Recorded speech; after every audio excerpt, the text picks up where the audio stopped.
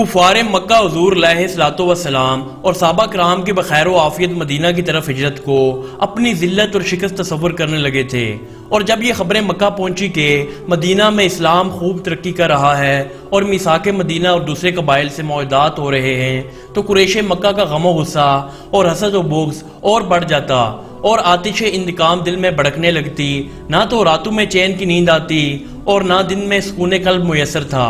اوپر سے عرب میں قریش مکہ کا دبدبہ اور اثر رسوخ کم ہونے کا خدشہ علیحدہ جان لیوا بنا ہوا تھا۔ مدینہ منورہ کے یہودیوں اور اوس و خزرج کے قبائل کو پیغام بھیجا کہ تم محمد صلی اللہ علیہ وآلہ وسلم اور مسلمانوں کو اپنے درمیان سے نکال دو، ورنہ ہم تمہارے شہر پر چڑھائی کر دیں گے، مردوں کا قتل عام کر کے عورتوں کو لونڈیاں بنائیں گے۔ اوس و خزرج کے لوگ اپنے بھائیوں سے جو مسلمان ہو چکے تھے لڑنا نہ چاہتے تھے، اور یہودیوں میں تو ویسے بھی لڑنے کی جرت نہ تھی۔ اس کے علاوہ مدینہ منورہ کے گرد آباد مشرک قبائل سے بھی روابط جاری رکھا۔ اس کے علاوہ کفار مکہ گروہوں کی صورت میں نکلتے اور جہاں کہیں مسلمان نظر آتے لوٹ لیتے۔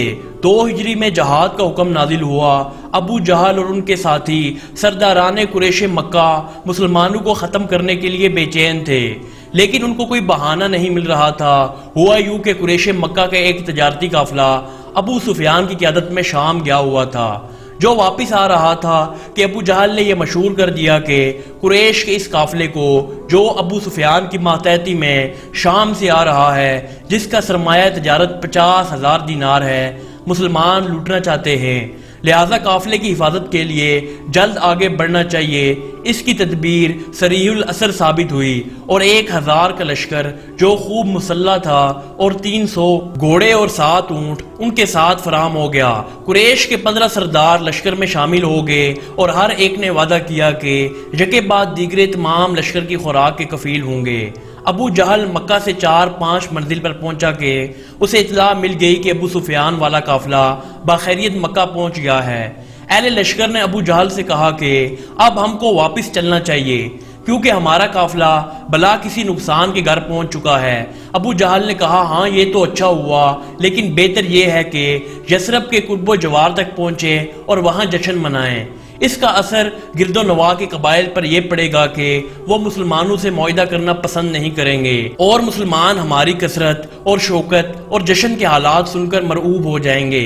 جب یہ اطلاع ملی تو حضور اکرم صلی اللہ علیہ وآلہ وسلم نے مشاورت کے لیے مہاجر و انصار کی مجلس طلب فرمائی۔ سب سے پہلے حضرت ابوبکر صدیق رضی اللہ تعالیٰ عنہ اور بعد ازاں حضرت عمر فاروق رضی اللہ تعالیٰ عنہ نے گفتگو فرمائی، لیکن حضور صلی اللہ علیہ وآلہ وسلم خاموش رہے۔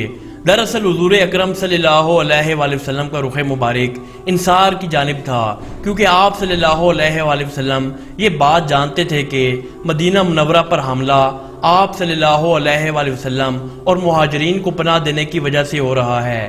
اس لیے انصار کی رائے کیا ہے؟ مقدار بن عمرو انصاری رضی اللہ تعالیٰ عنہ آپ صلی اللہ علیہ وآلہ وسلم کی خاموشی کی وجہ جان گئے، اس لیے آپ کھڑے ہوئے اور کہا یا رسول اللہ صلی اللہ علیہ وآلہ وسلم، جو حکم آپ کو اللہ تعالیٰ سے ملا ہے اس کے لیے سوار ہو جائیے۔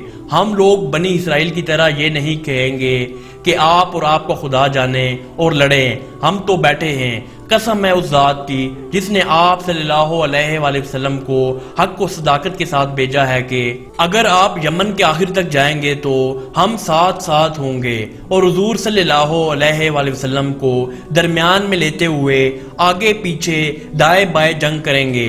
حضور صلی اللہ علیہ وآلہ وسلم کا چہرہ مبارک اس تقریر سے روشن ہو گیا۔ آپ صلی اللہ علیہ وآلہ وسلم نے انصار کے حق میں دعائے خیر فرمائی۔ ام المومنین حضرت عائشہ صدیقہ رضی اللہ تعالیٰ عنہ کے مبارک دوپٹے سے اس غزوہ کا علم یعنی جھنڈا بنایا گیا، اور حضرت مصعب بن عمیر غزوہ بدر کے علم بردار مقرر ہوئے۔ کفار مکہ کے مقابلے میں مسلمانوں کی تعداد 313 تھی، ان کے پاس صرف 70 اونٹ اور گھوڑے تھے۔ لشکر اسلام کے پاس سامان جنگ نہ ہونے کے برابر تھا۔ اگر کسی کے پاس ذرہ ہے تو تلوار نہیں، تلوار ہے تو ڈال نہیں، لیکن حضور نبی پاک صلی اللہ علیہ وآلہ وسلم کی قیادت میں بے سر و سامانی کے باوجود ان کے دل جوشے جہاز سے سرشار اور حوصلے بلند تھے۔ ان مجاہدوں میں معاذ رضی اللہ تعالیٰ عنہ اور معاذ رضی اللہ تعالیٰ عنہ جیسے 9 عمر بھی شامل تھے، اور عمیر بن ابی وقاص رضی اللہ تعالیٰ عنہ وہ جیسے کم سن بھی، لیکن سب کے سب اسلام کے شہدائی اور رسول اللہ صلی اللہ علیہ وآلہ وسلم کے فدائی تھے۔ مشرکین مکہ کا لشکر پہلے ہی بدر کے میدان میں پہنچ گیا تھا اور وہاں موجود چشمے پر قبضہ کر لیا تھا۔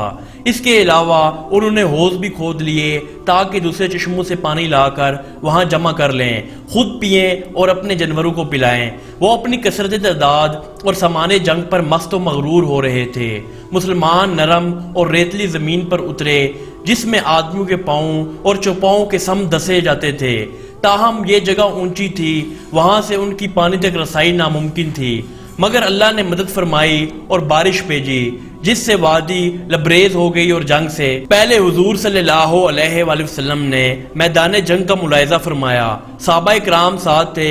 حضور صلی اللہ علیہ وآلہ وسلم پر نور جگہ جگہ ٹھہر کر فرماتے جاتے، کل یہاں فلاں کافر کی لاش ہوگی اور یہاں فلاں کافر کی، جملہ سرداران قریش کے نام اس طرح حضور صلی اللہ علیہ وآلہ وسلم نے گنوا دیے۔ پھر آپ صلی اللہ علیہ وآلہ وسلم نے دعا فرمائی، یا اللہ یہ وہ اہل ایمان ہے کہ اگر آج ان کو تو نے ہلاک کر دیا تو روئے زمین پر تیری عبادت کرنے والا کوئی نہ رہے گا۔ حضور اکرم صلی اللہ علیہ وآلہ وسلم عریش میں داخل ہوئے اور 2 رکعت نماز کی نیت باندھی۔ ابو بکر صدیق شمشیر برنہ لے کر پیرے پر کھڑے ہو گئے۔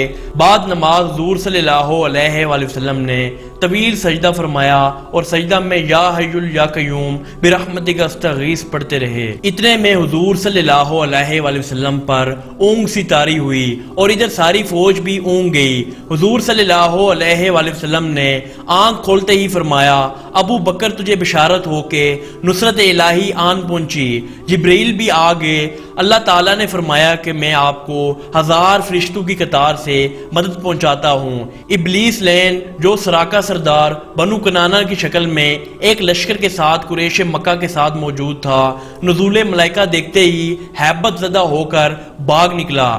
اس وقت کفار کی طرف سے عتبہ بن ربی بن عبد مناف اپنی فوج کے سامنے تقریر کے لیے نکلا اور ادھر رسول اللہ صلی اللہ علیہ وآلہ وسلم نے فرمایا کہ قوم میں یہ شخص سمجھدار ہے، اگر لوگوں نے اس کی بات مان لی تو سیدھی راہ پر ہو جائیں گے۔ عتبہ بولا، اے قریش، محمد کے ساتھ جنگ کرنے کا کوئی نفع معلوم نہیں ہوتا، اگر تم غالب بھی آ گئے تب بھی کیا ہوگا، ہم اپنے بھائیوں سے ہمیشہ آنکھ چراتے رہیں گے۔ کوئی چچا زاد کو، کوئی خالہ زاد کو قتل کرے گا، کوئی اپنے قبیلے کے بھائی کو مار ڈالے گا، چلو واپس چلو۔ بعد ازاں یہی پیغام ابو جہل کے پاس بھی بھجوایا۔ ابو جہل نے عامر بن خزری کو بلایا، کہا دیکھو یہ عتبہ تیرا رقیب ہے اور تجھے بھائی کا انتقام لینے سے محروم کرنا چاہتا ہے۔ اسود مخزومی کفار میں سے نکلا اور کہا کہ سب سے پہلے میں بڑھتا ہوں، مسلمانوں کے حوض کا پانی پی کر آؤں گا یا وہیں مر جاؤں گا۔ وہ حوض کی طرف چلا تو سیدنا حمزہ رضی اللہ تعالیٰ عنہ نے اس کا تعاقب کیا، اس کی پیٹھ پر ایسی ضرب لگائی کہ وہ وہیں واصل جنم ہوا۔ اسی جنگ میں امیہ بن خلف جو حضرت بلال کو کلمہ توحید پر ستایا کرتا تھا، حضرت بلال کے ہاتھوں قتل ہوا۔ اس پر حضرت ابوبکر صدیق نے حضرت بلال کو مبارکباد دی۔ سیدنا عبد الرحمن بن عوف کہتے ہیں، صف بندی میں میرے دائیں بائیں یہ دونوں نوجوان معاذ اور معوذ تھے۔ ایک نے چپکے سے مجھے کہا کہ چچا آپ ابو جہل کو جانتے ہیں، جب ہمارے سامنے آئے تو مجھے بتانا۔ دوسرے نے بھی یہی بات آہستہ سے پوچھی۔ میں نے کہا کیا کرو گے اگر اسے دیکھ لو گے؟ انہوں نے کہا ہم نے سنا ہے کہ وہ رسول اللہ صلی اللہ علیہ وآلہ وسلم کو گالیاں دیا کرتا ہے، ہم نے عہد کر لیا کہ اسے ضرور قتل کریں گے یا اپنی جان دیں گے۔ اتنے میں ابو جہل چکر لگاتا ہوا لشکر کے سامنے آیا۔ میں نے دونوں لڑکوں سے کہا دیکھو ابو جہل وہ ہے۔ یہ سنتے ہی وہ دونوں ایسے جھپٹے جیسے شہباز کوے پر گرتا ہے۔ دونوں نے اپنی اپنی تلواریں اس کے پیڑ میں بھونک دی۔ وہ گر پڑا، جان توڑ رہا تھا کہ ابن مسعود بھی پہنچ گئے۔ انہوں نے اس کی چھاتی پر پاؤں رکھا، سر کاٹا اور داڑھی سے پکڑ کر سر اٹھا لیا۔ حضور نبی اکرم صلی اللہ علیہ وآلہ وسلم کو جب ابو جہل کے قتل کی اطلاع ملی تو ارشاد فرمایا کہ اس امت کا فرعون یعنی ابو جہل تھا۔